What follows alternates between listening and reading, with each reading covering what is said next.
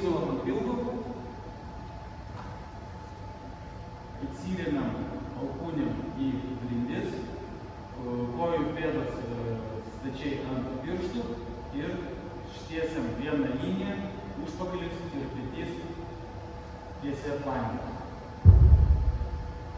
Šiam pratimui mes laikom mentės įtemptas, juosmuo neįdubęs, dubuo pasuktas, galva žiūri į priekį.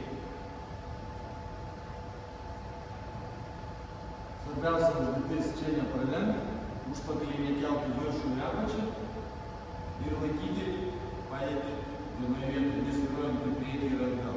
Pilvo presas visada įtemptas.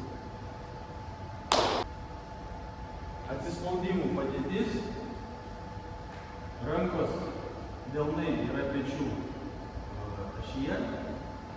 Pilvas įtemptas, dubuo pasuktas, į viršų neiškeliama ir pirštų pėdas stovim pirštų pėdą. Šioje padėtyje svarbiausia laikyti rankas tiesias, nesvyruoti į priekį ir atgal, mentės įtemptos, sėdmenys įtemptos ir nekeliam į viršų. Taip pat pilvo presas įtemptas. Ir sunkesnė būtų versija atlikti šį pratimą, įsilemt ir išsitiesti, išlaikant tą pačią kūno padėtį. Atsispaudimų padėtis. Įsiremiam viena alkūnė į žemę, korpusą pasukam, pėdas įremiam į žemę ir ištiesiam pečių liniją į vieną ašį.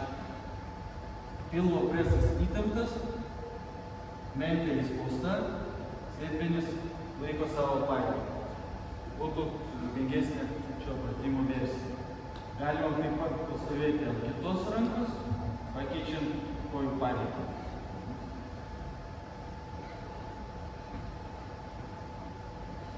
Alkūnė įremta, pilvo presas įtemptas, dubuo vienoje ašyje, išlaikom padėtį vienoje pozicijoje.